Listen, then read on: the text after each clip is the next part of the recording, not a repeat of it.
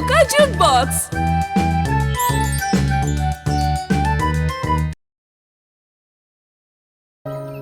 ये कहानी भीमकपुर गांव की है, जहाँ के राजा को एक सुंदर सी बेटी होती है।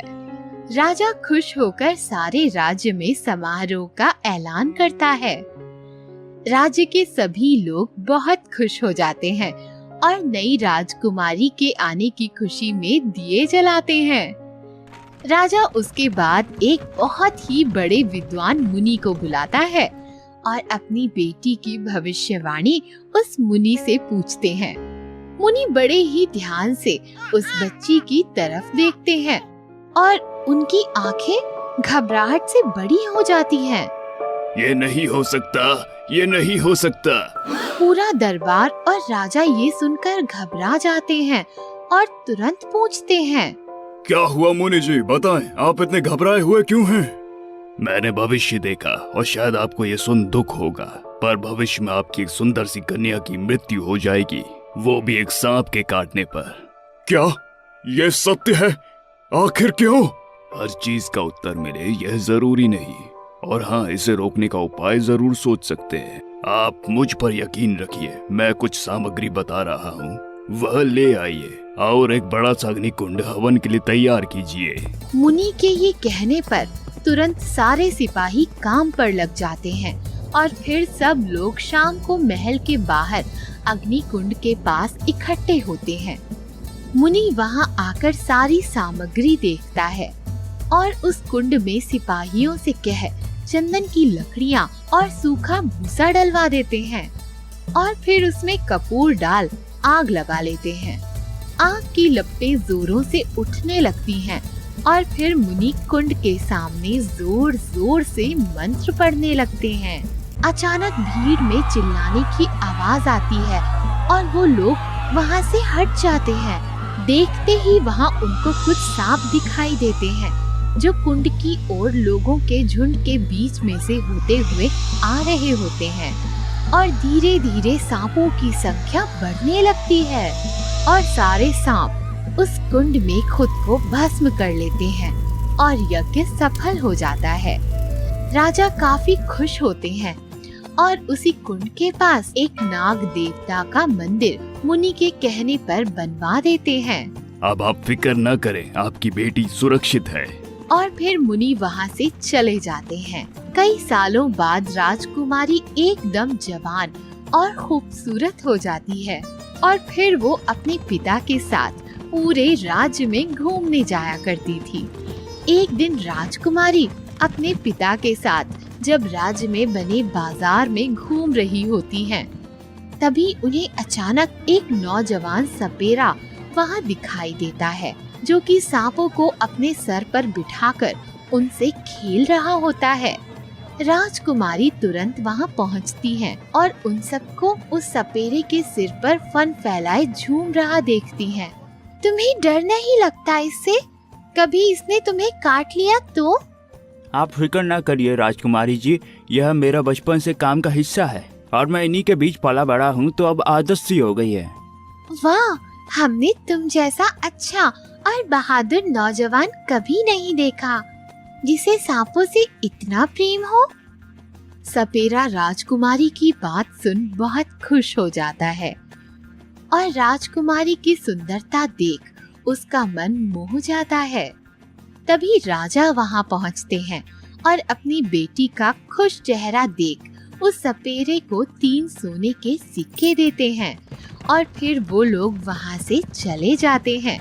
जैसे ही वो लोग राज्य पहुंचते हैं, मंत्री भागे भागे राजा के पास पहुंचता है और राजा को बताता है, महाराज माफ करें, पर यह बात बहुत ही जरूरी है। कल रात जंगलों की सैर करते समय हमारे कुछ सिपाहियों ने कुछ देखा और वे काफी डर गए। एक विशाल सा बड़ा सांप जिसके सर पर चमकती हरी रंग की नाग मणि है और वो काफी जहरीला भी साबित हो सकता है। राजा ये सुन काफी गहरे चिंतन में पड़ जाता है और फिर उसे एक सुझाव सूझता है। वो तुरंत ही राज्य के सभी लोगों को इकट्ठा करता है और वहाँ पड़ी सभा में ऐलान करता है, हमारे राज्य के जंगलों में एक बड़ा ही शक्तिशाली नाग है जिसके माथे पर एक हरी रंग की नाग मणि है। जो कोई भी उस सांप को मार वह मणि मेरे हाथ में लाकर देगा। मेरी बेटी का विवाह उसी से होगा, चाहे वह कोई भी क्यों ना हो। सपेरा ये सब वहीं खड़ा सुन रहा होता है। तब एक तरफ वो भी खुश होता है और दुखी भी, क्योंकि उसे सांपों से बड़ा प्यार होता है। उसी रात वो सपेरा जंगलों की ओर निकल पड़ता है और जंगल पहुंचकर वो देखता है कि और भी सिपाही उस सांप को ढूंढ रहे होते हैं। फिर उसकी नजर एक सिपाही पर पड़ती है जो एक बड़े से मिट्टी के बने बिल पर लकड़ी से मार रहा होता है। तभी अचानक अंदर से कुछ हिलने की आवाज आती है।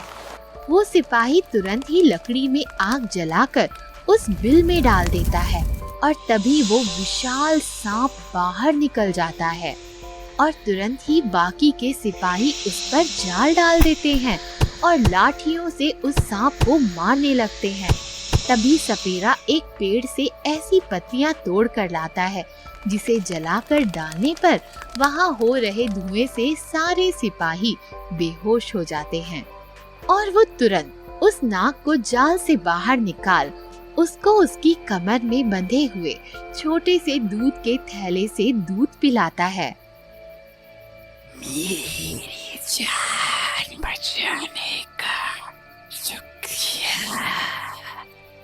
ये सुन सपेरा बहुत डर जाता है, क्योंकि उसने पहले कभी सांप को बोलते हुए नहीं सुना था। देखो, तुम यहाँ से चले जाओ, वह लोग तुम्हें मार देंगे। जल्दी से निकल जाओ, इससे पहले कि वह सिपाही को होश आ जाए। तुरंत वो सांप वहाँ से चला जाता है और सीधा महल की ओर जा महल के अंदर प्रवेश कर जाता है और फिर वहाँ रखी एक फल की टोकरी के सामने छोटा सा कीड़ा जितना लंबा रूप धारण कर सेब में घुस जाता है और वो सेवक उस फल की टोकरी को लेकर राजा और राजकुमारी के पास रख देते हैं। जैसे ही राजकुमारी वो सेब उठाकर उसे खाती है, वो सांप तुरंत उन्हें डस लेता है और राजकुमारी नीचे गिर जाती हैं और उनकी सांसें फूलने लगती हैं। राजा ये देखकर घबरा जाता है। अरे कोई तो बचाओ मेरी बेटी को। मंत्री जी, वैद्य जी, कोई तो। वैद्य विधान को कोई नहीं टाल सकता, चाहे वो राजा हो या रंक। तभी उसकी नजर सपेरे पर पड़ती है। मैं राजकुमारी से बहुत प्यार करता हूँ नाग देवता, मैं इसके बिना जी नहीं सकता। और बहुत जोर जोर से रोने लगता है। मुझे नहीं पता था कि तुम इससे प्रेम करते हो, पर तुमने मेरी जान बचाई है। ना चाहकर भी मैं तुम्हारी मदद और साफ दिल से मुंह नहीं फेर सकता। एक काम करो, ये नागमणि मेरे सर से निकाल कर राजकुमारी के सर पर रख दो और इस मणि को तुम अपने पास ही रखना, क्योंकि ये मेरी जान है। मणि निकालते ही सांप का दम टूट जाता है और वो मणि राजकुमारी के सर पर रखते ही राजकुमारी को होश आ जाता है। महाराज उस नाग का दहन करते हैं और नाग देवता के मंदिर में उस सांप की एक मूर्ति स्थापित करते हैं और अपनी बेटी का विवाह उस सपेरे से कर देते हैं और वो सब फिर खुशी खुशी रहने लगते हैं। जादुई पौधा। ये कहानी हरिनगर नाम के गांव में रहने वाले मुकेश की है। मुकेश उसके पिताजी के गुजर जाने के बाद उसकी माँ का इकलौता सहारा था और काफी मेहनती बच्चा था। एक दिन मुकेश की माँ की तबीयत अचानक खराब होने लगी और फिर मुकेश की माँ बीमारी की चपेट में आ गई। डॉक्टर ने मुकेश को बताया कि वो अगर अपनी माँ की ठीक तरह से देखभाल करे और समय पर दवाइयाँ और भोजन कराए तो उसकी माँ जल्द ही ठीक हो जाएगी। मुकेश घबरा सा गया। उसे समझ ही नहीं आ रहा था कि वो दवाइयों और भोजन के लिए पैसे कहाँ से लाएगा। मुकेश उदास सा चेहरा लेकर काम की तलाश में निकल पड़ा। काफी घूमने के बाद और लोगों से पूछने के बाद उसे एक सेठ मिला। क्या हुआ, इतना घबराए हुए क्यों हो? सेठ जी, मेरा नाम मुकेश है। काफी जगह पूछने के बाद ही मुझे आपका पता मिला। मेरी माँ बड़ी बीमार है सेठ जी, और दवाई और खाने के लिए मेरे पास कुछ नहीं है। मैं आपसे विनती करता हूँ, मेरी मदद कीजिए। ये बात सुनकर वो सेठ उसे तुरंत ही काम पर रख लेता है और फिर पूरा दिन मुकेश सेठ के यहाँ काम करता और शाम को अपनी माँ के लिए दवाई और खाना लेकर घर जाता और अपनी माँ की देखभाल करता था। देखते ही देखते समय निकलता गया, पर एक दिन जब मुकेश काम पर थोड़ी देर से पहुँचा तो सेठ ने बहाना बनाकर उसे बाहर निकाल दिया और यहाँ तक कि उसे पैसे भी नहीं दिए। उसकी बहुत माफी मांगने के बाद भी सेठ ने अपना मन नहीं बदला और मुकेश फिर रास्ते पर उदास ही चल पड़ा। कुछ दूर चलने के बाद और बहुत कड़ी धूप के कारण वो एक बड़ की छांव में ठहर गया और जोर जोर से रोने लगा। वहाँ पास में ही एक बूढ़ी औरत बैठी थी जो उसे रोता देख उसके पास आई। अरे बेटा, क्या हो गया? तुम क्यों रो रहे हो? मुकेश ने उस औरत को बताया कि उसके मालिक ने उसके साथ ऐसा सलूक किया और यहाँ तक कि पैसे भी नहीं दिए और अब वो अपनी माँ की देखभाल कैसे करेगा। देखो बेटा, मैं तुम्हारी ज्यादा तो मदद नहीं कर सकती। मेरा खुद का गुजारा भी लोगों के दिए पैसों से चलता है, पर तुम ये पैसे ले जाओ। मुझसे ज्यादा अभी तुम्हें इसकी जरूरत है। मुकेश उस बूढ़ी औरत की अच्छाइयाँ देखकर खुश हो जाता है और उसे कहता है, आप फिक्र ना करें, मैं बहुत मेहनत करूंगा और ये पैसे बहुत ही जल्द लौटा दूंगा। बूढ़ी औरत उसमें इतनी हिम्मत देखकर मुस्कुराती है और उसे आशीर्वाद देती है।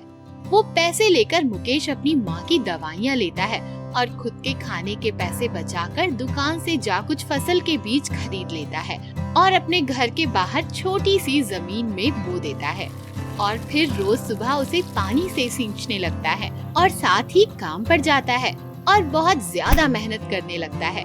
देखते ही देखते उसके पौधे बड़े होने लगते हैं और उन्हें बाजार में बेच मुनाफा कमाकर वो थोड़ी और जमीन ले लेता है और फिर से उसमें पौधे उगाने लगता है।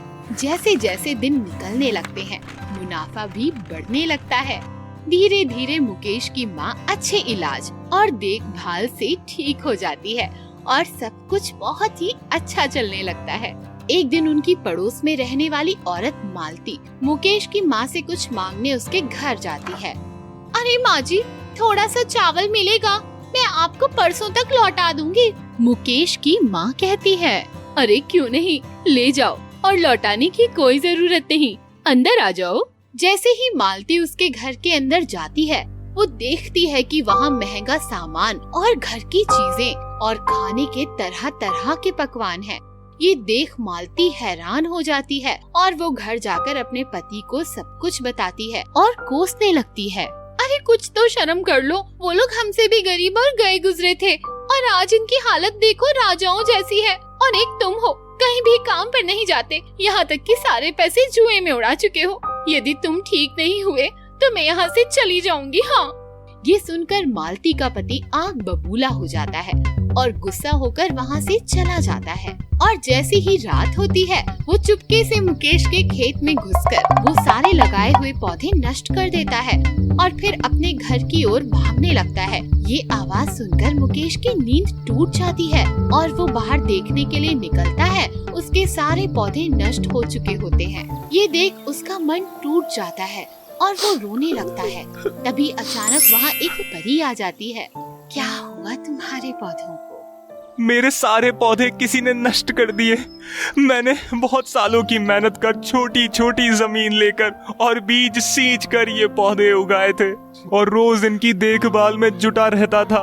पता नहीं किसने मेरा ये नुकसान कर दिया। मैंने कभी किसी का कुछ नहीं बिगाड़ा। मैं बहुत अच्छी तरह जानती हूँ कि तुमने किस तरह मेहनत कर अपने घर पर अपनी माँ को संभाला और उनका बहुत अच्छे से ध्यान भी रखा। तुम जैसे अच्छे मन के बच्चे बहुत कम होते हैं मुकेश।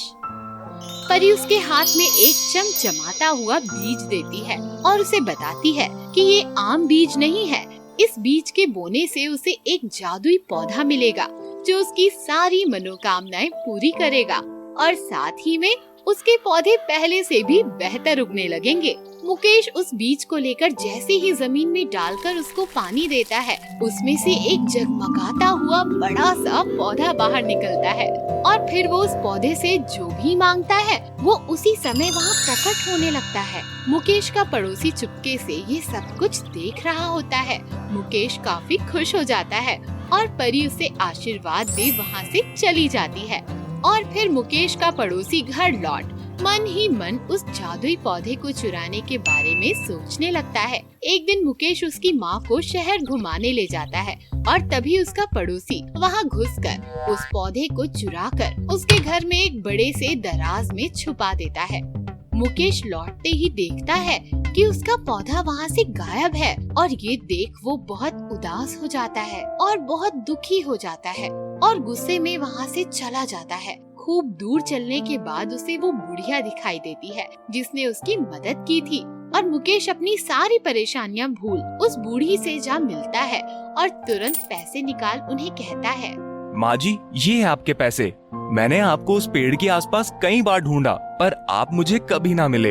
ये लीजिए आपके पैसे मेरी मदद करने के लिए। आपका बहुत बहुत शुक्रिया। आज मेहनत करके मेरे पास सब कुछ है और आपके आशीर्वाद से बहुत काबिल भी हूँ। ये सुनकर वो बुढ़िया मुस्कुराती है और तुरंत अपना रूप बदल परी का रूप धारण कर लेती है। ये देख मुकेश चौंक जाता है। तुम हमेशा से अच्छे बच्चे हो और बहुत ही मेहनती रहे हो मुकेश, और मैं तुम जैसे अच्छे लोगों की आम इंसान के रूप में मदद करती हूँ। पर आज फिर तुम मुझसे मिलने के पहले काफी निराश थे। क्या हुआ, सब ठीक है ना? मुकेश परी के दिए उस पौधे के बारे में बताता है कि उसे किसी ने चुरा लिया है और ये सुन परी कहती है, तुम फिक्र मत करो, उस पौधे की एक और खासियत है, जो कोई भी उसे ले जाएगा वो तुम्हें खुद ही उसे लौटा देगा और माफी भी मांगेगा। ये सुन मुकेश सोच में पड़ जाता है और वो परी वहाँ से गायब हो जाती है और वो घर चला जाता है। जैसे ही मुकेश का पड़ोसी उस छुपाए हुए पौधे से अपनी मनोकामना मांगने के लिए वो बड़ा सा दराज खोलता है, उस पौधे के आसपास सांप और बिच्छू निकलने लगते हैं और उसके घर में फैल जाते हैं और उसकी बीवी मालती को डस लेते हैं। वो तुरंत ही घबराकर मुकेश के घर दौड़ता हुआ उसकी मदद मांगने आता है और उसे सब सच सच बता देता है और उसके पैरों में गिर उससे माफी मांगने लगता है। मुकेश उसकी ये हालत देख तुरंत ही उसके घर जाता है और जादुई पौधे से वापस सब कुछ ठीक करने की मनोकामना मांगता है। अचानक से कमरे में रोशनी फैलती है और वहाँ घूम रहे सांप बिच्छू सब गायब हो जाते हैं और मालती को भी होश आ जाता है।